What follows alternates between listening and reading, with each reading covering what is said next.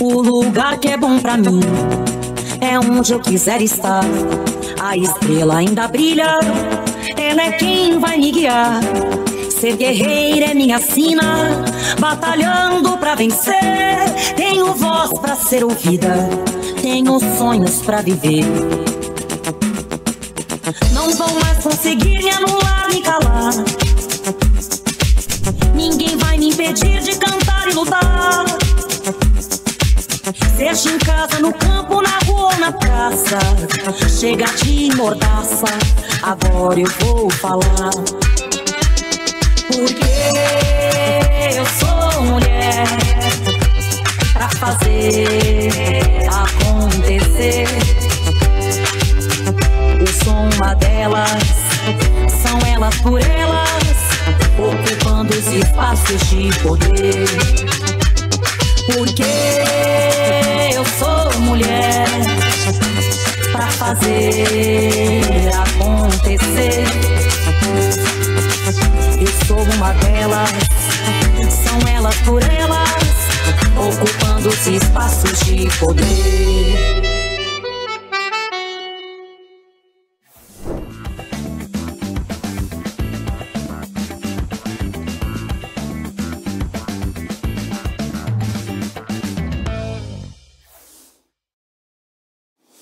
Olá, estamos começando mais um bate-papo das mulheres petistas com a TV Elas por Elas. Eu me chamo Sandra Sena, sou historiadora, militante petista, antirracista, feminista. E hoje a gente vai ter um bate-papo muito legal sobre teatro do oprimido, uma construção de resistência, enfim. É, é uma forma de se colocar no mundo através da cultura que tem uma história de resistência muito importante para o nosso país. Isso é muito gratificante. Estamos recebendo hoje aqui a Bárbara Santos conosco, que vai tratar um pouquinho sobre o tema. Você poderia se apresentar, Bárbara, por favor? Posso sim. Bom dia, é um prazer estar aqui com vocês. Eu sou Bárbara Santos, eu sou dramaturga, sou diretora teatral. Há pouco tempo estreiei também como cineasta, né? Moro em Berlim, na Alemanha, tenho um espaço teatral lá e trabalho com teatro oprimido há mais de 3 décadas. E na última década a gente desenvolveu como avanço, eu diria, né? É o Teatro das Oprimidas, né? Que é o meu último livro. Então, a gente vai falar um pouquinho sobre essas coisas aqui hoje com você. Muito bacana. Então, assim, o teatro do oprimido ele é uma ferramenta muito importante e poderosa para a transformação social que incide diretamente na história dos movimentos sociais no Brasil, né? E aí, assim, baseada na ideia que o teatro deve ter um espaço de diálogo, de reflexão coletiva, é mais ou menos nesse sentido nossa conversa hoje. Eu vou trazer aqui algumas questões e você fica à vontade para, enfim, tratar sobre elas. E aí, para começar, eu queria saber de você, Bárbara, por que o teatro do oprimido ele pode ser uma ferramenta de resistência e transformação para as mulheres, especificamente? Aham. Não, olha, a gente está falando de um teatro que busca implementar o diálogo, né? E um teatro que busca ser interativo. Então, a gente apresenta, o teatro é feito como uma representação da realidade, mas o mais importante nesse teatro é que a gente representa a realidade para falar sobre a realidade, né? Então, e para buscar alternativas. Então, é um teatro que se propõe a ser um impulso, um estímulo para que as pessoas pensem como superar a opressão, como avançar, como entender a opressão também. E quando a gente fala de opressão e a gente fala de mulheres, obviamente, no teatro oprimido, historicamente, os temas principais sempre foram os temas ligados à questão de gênero, né? As opressões relacionadas a gênero. Então, a gente sempre teve, mesmo o Boal, Augusto Boal, que é a pessoa que sistematizou essa metodologia, ele costumava dizer que o tema número 1 em qualquer workshop, em qualquer encontro, sempre era a questão da violência de gênero, né? Quer dizer, as opressões que você enfrenta, especialmente por ser mulher, né? Então, esse espaço de falar, esse espaço de representar, ele tem dois sentidos muito importantes, especialmente para as mulheres. O primeiro deles é o fato de você tomar consciência da opressão. A gente sabe que, às vezes, a gente vive uma realidade, a gente não sabe nomear o que está acontecendo, né? E não nomear o que está acontecendo cria uma ansiedade, mas mais do que isso, ela pode ser um motivo de culpabilização, né? As opressões que nós enfrentamos por sermos mulheres, elas têm muito a ver com a culpabilização, ela tem a ver com a vergonha, elas têm a ver com o silenciamento. Então, o teatro, primeiro, ele abre um espaço enorme, porque ele vai dizer assim: olha, o que acontece com você não é porque é você. Acontece com você porque tem algumas características na sociedade que você vive, e essa injustiça provoca o que acontece com você. Mas isso não é uma questão individual, isso é uma questão coletiva, isso é uma questão estrutural. Então, entender isso ajuda muito para dar o primeiro passo, para pensar assim: poxa, isso não acontece comigo porque eu sou eu. Acontece comigo, por exemplo, porque é uma questão de gênero, porque a sociedade é machista, porque a sociedade é patriarcal, né? E esse lugar que eu ocupo nessa sociedade me faz uma oprimida, né? Então, essa consciência é muito fundamental. E o teatro oprimido ele abre uma janela enorme para essa possibilidade. E o segundo passo é que, olha, o problema que eu estou enfrentando do meu lugar social, da minha posição social, não é meu, ele é nosso.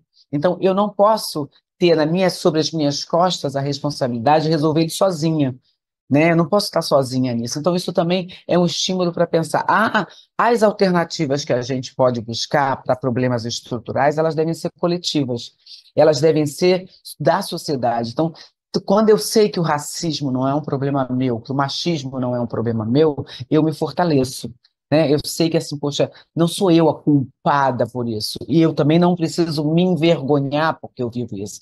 Então, a culpa e a vergonha, que são dois elementos que alimentam o silenciamento, eles podem ser superados, afetados num processo teatral, né? E daí que a gente, falando de questões das mulheres especificamente, é muito importante, porque a culpa, a vergonha gera o silenciamento e gera uma sensação de que você é incapaz, que você é frágil, que você não pode, né? E esse empoderamento é a chave que pode dar a virada na atitude, poxa, um problema não é meu, não sou eu que o provoco, eu não tenho culpa, eu não tenho que me envergonhar dele, e eu tenho o direito de buscar a alternativa. E essa alternativa não depende só de mim. Eu preciso me associar, né, me articular com outras pessoas, não só mulheres, mas com outras pessoas na sociedade que entendem que esse é um problema social.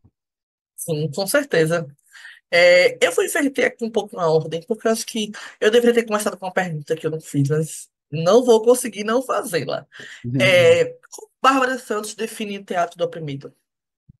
Então, o teatro oprimido é um teatro que está buscando representar a realidade, para entender a realidade, para buscar alternativas para a realidade, né? Então, é um teatro que está buscando a compreensão daquilo que a gente vive, né? Então, através da representação, eu busco um distanciamento, é quase como se eu tivesse uma visão crítica daquilo que é a vida cotidiana. Essa visão crítica, esse distanciamento, me permite entender melhor o que eu estou representando. E quando eu entendo melhor o que eu estou representando, eu vou buscar esse diálogo, né? E esse diálogo é um diálogo propositivo. Então, é um teatro que quer estimular, que visa, que pretende estimular uma visão crítica da realidade, para que a gente possa entender essa realidade e que a gente possa imaginar as possibilidades de superação dessa realidade, né? No sentido da resolução do que a gente está representando. Você, enfim, consegue ver alguma diferença quando a abordagem do teatro do oprimido é feita por homens e quando ela é feita por mulheres? E como é que isso impacta nas próprias narrativas da construção do teatro do oprimido mesmo, na vivência dele? Olha, o teatro do oprimido ou qualquer teatro é uma ação humana, né? Assim, é quando a gente vai fazer alguma coisa. E se a gente for pensar na sociedade, tudo que a gente faz, o gênero interfere, né? A gente não consegue fazer coisas que a nossa percepção, o gênero, o lugar social que a gente ocupa não interfira, né? Assim como eu vou dizer assim, pô, quando eu faço teatro e eu sou uma mulher, e eu sou negra, e eu tenho tal classe social, eu sei que a minha maneira de fazer, ela vai estar afetada pelo meu gênero, pela minha classe, né? Pela minha percepção racial, né? Não só minha, mas como a dos outros. Então, evidentemente, quando a gente faz teatro oprimido e são as mulheres que fazem, e quando as mulheres começam a assumir também não só o lugar da oprimida, mas também o lugar da facilitadora, isso muda muito. Eu vou dizer que tem uma mudança bastante grande, não a mudança grande na maneira de perceber e na maneira de fazer, tanto é que a gente chegou ao Teatro das Oprimidas, né? Eu sou autora desse livro aqui, Teatro das Oprimidas, e esse livro é fruto de um processo coletivo bastante intenso que começou em 2010. E esse processo começou como? Tem muito a ver com a sua pergunta, porque a gente começou a ver que entre as oprimidas, as mulheres eram maioria, mas entre as pessoas que facilitavam os processos teatrais, nós éramos minoria, né? Entre as pessoas que dirigiam esses processos, a gente tinha uma presença muito masculina, muito, muito maior do que a nossa presença. Então, a gente percebeu duas coisas importantes, né? Que mesmo fazendo teatro do oprimido, a gente tinha a situação que a gente tem em outros lugares da sociedade, né? Nós temos muito mais mulheres nas posições é, de cuidado, nas posições de quem faz, quem bota a mão na massa, e muito menos mulheres nas posições decisórias, né? As posições de decisão. No teatro do oprimido também era assim, né? Então a gente também quis se questionar por quê. Por que que num teatro que se diz revolucionário, feminista, a gente era a maioria no palco, mas não era a maioria na hora de estar na facilitação, né? Na liderança dos grupos. E a outra coisa que nos chamou muita atenção era também a maneira de representação. É óbvio, se você está fazendo um processo teatral e o diretor é um homem, mas o problema é um problema de uma mulher, a visão masculina vai interferir muito na maneira de representar esse problema, né? Esse problema vai ser representado com uma percepção de mundo que tem muito a ver com quem está dirigindo o processo, né? Então, nós entendemos que a gente não estava satisfeita com a maneira que os nossos problemas eram representados. Por exemplo, uma tendência à vitimização da protagonista, entendeu? Que está sempre no lugar de vítima, e o lugar aonde a gente queria colocar resistência, aonde a gente queria colocar o empoderamento, ficava muito mais fragilizado. E a gente percebeu também que tinha muita individualização, entende? A maneira de fazer também individualizava demais, o que para a gente é muito ruim, porque se eu estou vivendo uma opressão e eu estou vivendo, sei lá, a protagonista está vivendo uma questão de violência doméstica, por exemplo, que é uma coisa muito comum, né? Antes do feminicídio tem a violência doméstica, como a gente sabe. Então, se na hora que eu vou representar, eu pergunto para a protagonista, eu pergunto para a plateia, o que ela deveria fazer para não viver esse problema? Eu estou jogando nas costas dela a responsabilidade, a resolução daquele problema, que um problema que não é dela. A violência contra ela é uma violência da sociedade patriarcal, machista, né? Então, nós começamos a pensar como é que a gente pode fazer uma representação que, na hora de fazer a pergunta essencial, a gente não fale só dela, a gente fale de todos nós que estamos na plateia. Então, essa visão, para mim, é a visão mais radical da diferença, entendeu? A gente teve que mudar a forma de representar e a gente teve que mudar o nosso lugar de fala também. E também pensar em qual lugar de fala era o lugar da plateia. Porque quando eu pergunto a você, qual é a sua ideia para resolver o problema que você está vendo no palco, eu não posso perguntar a uma mulher branca o que ela faria no meu lugar como mulher negra. Não posso dizer isso para ela, porque ela simplesmente não pode assumir o meu lugar. Mas eu posso dizer para uma mulher branca assim: o que que você faria do seu lugar como mulher branca para confrontar o racismo? Do seu lugar, porque a sociedade é racista. Então, todos nós vivemos o racismo desde alguma posição. É a mesma coisa o machismo, né? Então, a gente pode perguntar para o homem, não para substituir uma mulher, que é um lugar que ele não pode substituir, né? Mas perguntar, você, como homem, qual é a sua responsabilidade, qual é o seu compromisso de vencer o machismo? Da onde você pode criar uma alternativa para a gente viver numa sociedade menos machista? Da onde você vai confrontar o patriarcado? De qual lugar? De qual posição? Entende? Então, a gente mudou a maneira de representar, mas também a maneira de perguntar. A gente não pergunta mais o que que nós deveríamos fazer para mudar a realidade. Nós perguntamos o que nós todas e todos e todes deveríamos fazer para mudar a realidade do que está sendo representado no palco, entende? Então, mas você do seu lugar social, do seu gênero, da sua classe, da sua raça, porque isso tudo interfere. Se você, um homem branco, fala assim, eu tenho uma ideia para o homem negro, você pode ter ideia, mas você não vai poder efetivar essa ideia, porque você não vai virar um homem negro, né? Então você tem que efetivar uma ideia que sirva para homem branco resolver o problema, porque o homem negro não vai poder usar a ideia se a ideia é para ser efetivada por um homem branco. Porque na hora que a polícia olhar para ele, vai ver um homem negro, não vai ver um homem branco. E a gente sabe que isso faz muita diferença na hora que a polícia Total, olha, não é? Então, total, total. Não, você trouxe várias questões para a gente poder pensar aí. Não só o teatro do oprimido, mas também a nossa forma de se organizar, né? exato. Enfim, não só respeitando os espaços, mas também sendo coletivo dentro desses espaços. E aí eu queria, enfim, saber de você como é que é como é que o teatro do oprimido ele pode ajudar mulheres a se organizarem politicamente, por exemplo, que é algo Olha, que é tão importante, né, na nossa construção política, enfim, eu e acho que resistência. a gente tem vários passos, né? No caso, tanto no teatro do oprimido como no teatro das oprimidas. Mas eu vou falar um pouco mais desse processo, desses passos que a gente deu no teatro das oprimidas. Porque quando a primeira forma de organizar, a gente falou no início, né? O primeiro passo é quando você entende que não é sobre você, indivíduo, né?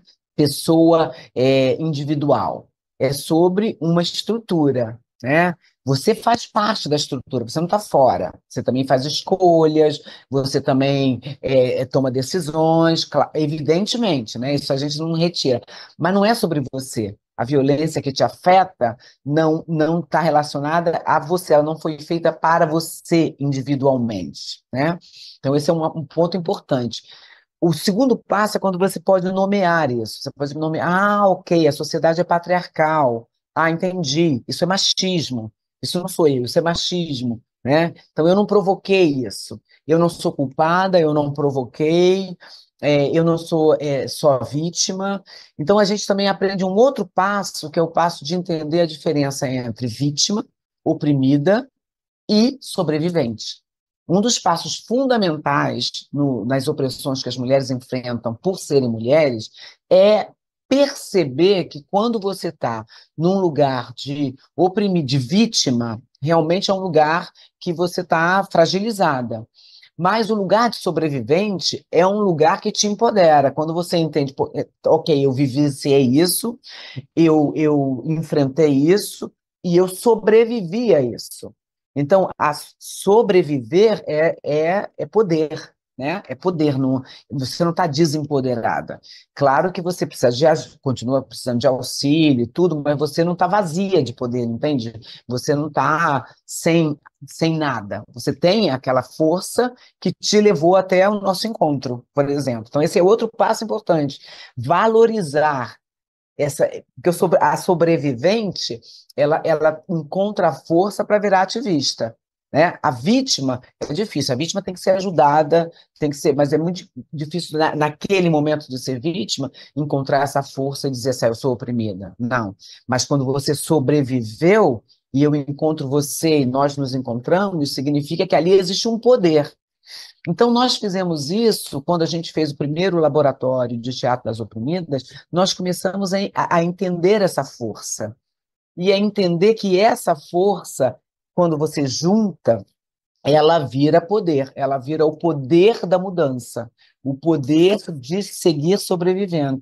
E nós criamos aí uma rede internacional que a gente chama Rede Magdalena, Rede Internacional de Teatro das Oprimidas, que é uma rede que tem vários grupos articulados na América Latina, na África e na Europa.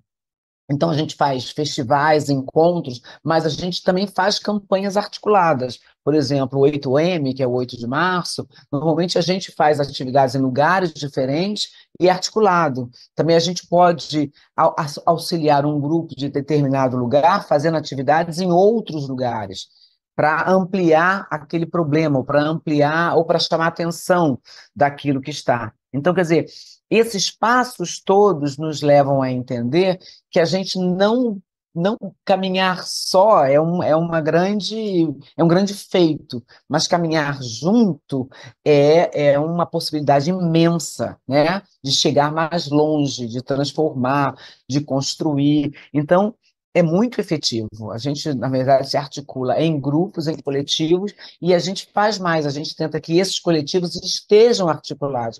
Porque mesmo quando você está num lugar distante, você está sozinha, mas você sabe que você pertence a um coletivo, que você tem a quem chamar, isso também te empodera. Mesmo nesse lugar isolado. Pô, eu estou aqui, nesse momento sozinha, mas eu tenho a quem chamar. Eu faço parte de uma coletividade, entende? Isso é muito fundamental. É sobre cuidado, porque o cuidado é político, né? E as mulheres entendem muito isso, e quando a gente entende isso, que a gente vive cuidando de todo mundo, mas muitas vezes a gente entende o cuidado como obrigação, né? E a gente está aqui nesse nosso processo entendendo o cuidado como liberação, como possibilidade, né? Um cuidado que é mútuo, não é minha obrigação só de cuidar de você. Nós fazemos um pacto de cuidado mútuo, que é diferente de estar obrigada a, né? Mas que está comprometida com. É outro patamar, digamos assim. É uma outra forma de pensar, inclusive, o trabalho do cuidado, né? É, enfim, das nossas relações. Se as relações são coletivas, o cuidado também precisa ser coletivo. Eu acho Totalmente. que é muito por esse caminho aí. É, fugindo um pouquinho dessa percepção dos movimentos sociais, enfim, da articulação feminista, você acha que o teatro do oprimido ele consegue dialogar bem com outras formas de fazer arte? Tipo, eu trouxe até aqui alguns elementos como o slam, o grafite, a música, a dança, que a gente sabe que palco também traz todas essas questões que envolvem a vida das pessoas que estão ali envolvidas, né? E você acha que o teatro do oprimido ele consegue dialogar bem com Eu essas acho outras que formas de arte? sempre depende de quem está usando, né? Qualquer ferramenta, qualquer método, ela vai depender de quem está usando. Na sua origem, o teatro do oprimido, ele é um teatro pensado para que seja usado em relação ao contexto de quem vive, né? De quem está o vivenciando. Tanto é que é para representar aquela realidade. Você não representa uma realidade sem considerar a cultura local, né? Aqui, no momento eu estou falando do Rio de Janeiro, eu estou aqui no Rio de Janeiro. Então, quando a gente começou a fazer teatro oprimido aqui no Rio de Janeiro, a gente não fazia nunca sem pensar, pô, nessa comunidade aqui a capoeira é forte. Então, como é que a gente pode botar uma capoeira também na peça, né? Porque a capoeira faz parte da vida daquelas pessoas. Ou, por exemplo, o jovem, quando ele vai, você tem sempre que botar um rap, uma música, uma musicalidade ali. Então, na verdade, o ideal, o Boal costumava dizer muito que o teatro é uma arte que compõe, que abraça todas as artes, né? No teatro você pode ter fotografia, você pode ter cinema, você pode ter dança, né? Você pode ter tudo no teatro. Você pode fazer uma projeção no meio de uma peça teatral. Por exemplo, a gente usa muito no nosso processo no Teatro das Oprimidas, para trazer o contexto para a cena. Às vezes a gente coloca, especialmente quando que eu trabalho na Europa, as pessoas às vezes falam assim, ai, não, isso acontece só lá na América Latina, na África, na Ásia, porque às vezes na Europa as pessoas têm uma percepção da opressão diferente. Então a gente às vezes traz para a cena imagens da realidade. né? A gente projeta muita coisa enquanto a gente vai encenando, que é uma maneira de trazer o contexto rapidamente para dentro da cena. Então, na verdade, o teatro, o bom teatro, ele deve dialogar com todas as artes, né? O bom teatro e o teatro oprimido, especialmente, deve sempre estar conectado ao contexto das pessoas que o praticam, né? E se nesse contexto tem dança, excelente. Se nesse contexto tem musicalidade, tem luta, tem o que tiver daquele contexto ali, deve ser sim, é indicado que, né, a gente incorpore, porque vai fazer muito melhor, vai conectar aquela representação à realidade daquelas pessoas, né? E ao gosto, à cultura daquelas pessoas. Não só o que elas têm, o que elas podem também aprender, mas o que elas têm é uma maneira muito importante de você se conectar, né? Te facilita a conexão. Ah, com certeza. Se fosse ótimas memórias agora, né? E quando eu fazia curso de história, quando eu, enfim, estava na graduação e mestrado, eu andava mais na escola de técnica de arte do que na faculdade de história, porque eu fazia muito diálogo com as artes também. Assim, é muito lindo ver esses encontros, né? O quanto é potente a arte, a arte dos encontros e o encontro nas artes. Enfim, para também fazer meu processo de escrita na história, também utilizei muito a produção literária, a musicalidade. Acho que tudo isso envolve muito a vida do ser humano, né? Mas, infelizmente, nosso programa não é gigantesco. Mas eu queria fazer uma última pergunta para a gente fechar esse nosso bate-papo maravilhoso. Eu ficaria aqui horas e horas te ouvindo, porque eu sou muito apaixonada pelo teatro. Inclusive, estou com muita saudade do teatro. É, Para você, quais são os desafios e as possibilidades para expandir o uso do teatro do oprimido como uma ferramenta popular no Brasil? Essa expansão, assim, um crescimento. Eu acho que um desafio principal tem a ver com preconceito, né? Então, a gente tem um desafio que é o preconceito. Quando você trabalha de uma maneira multifacetária, eu imagino você na faculdade de História frequentando arte. Então, muitas pessoas que faziam História talvez não entendessem essa conexão. Pensassem assim, fica perdendo tempo, ou não está fazendo, está misturando coisas que não são para misturar. Quando você tem uma possibilidade, a gente pega esse filme agora, né? Ainda, ainda estou aqui, e você pensa, por que repercussão, né? Que repercussão histórica, que repercussão política, que repercussão para o cinema. Você vê assim, poxa, como é que as coisas podem se integrar, né? E essa integração, essa mistura, essa complementariedade é tão importante. Então, tem um desafio que, às vezes, o teatro, especialmente esse teatro que quer ser também um teatro da vida, muitas vezes as pessoas olham para ele e não veem teatro, que elas, isso é social. Ou a pessoa do social fala assim, isso é teatro, isso é teatrinho, isso não é política, né? Então, a gente costuma dizer que o teatro que a gente faz é político em si, né? É a nossa maneira de fazer, é o nosso fazer político, é o próprio fazer político, de interagir com as pessoas, de colocar temas em discussões. Então, eu acho que o desafio do mundo que a gente vive a questão de ser multidisciplinar, né? De interagir e de ser complementar. E tem um desafio muito grande que a gente tem, que é um desafio e é uma oportunidade, né?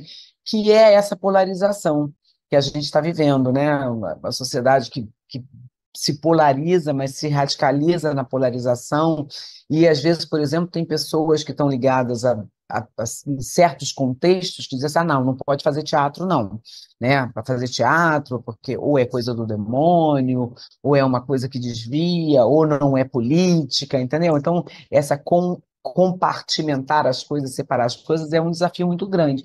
Ao mesmo tempo, seria uma grande oportunidade, porque agora, amanhã mesmo, lá no Centro de Teatro Oprimido, aqui no Rio de Janeiro, na Lapa, nós vamos fazer uma sessão de teatro legislativo. Então, a gente tem um espetáculo, que é um espetáculo sobre racismo, com o grupo Cor do Brasil, e a gente coloca em discussão muitas coisas, mas no Teatro Legislativo, que é uma parte do Teatro Oprimido que a gente fez quando o Boal foi vereador, né? O Boal foi vereador pelo Partido dos Trabalhadores no Rio de Janeiro de 1990 até 96, né? Foi 92, 93, 92 a 96, foi eleito em 92. E nós fizemos teatro dentro da Câmara dos Vereadores, né? Fizemos vários grupos no Rio de Janeiro, mais de 50, e cada grupo fazia uma representação da sua realidade, e a gente tentava levar para a plateia a discussão das alternativas, pensando assim, poxa, vamos pensar se a gente tivesse o poder de fazer uma lei, de fazer uma política pública, que política pública a gente faria para resolver esse problema? Então, a gente segue fazendo teatro legislativo com uma visão até mais ampliada do que nos anos 90, quando nós começamos.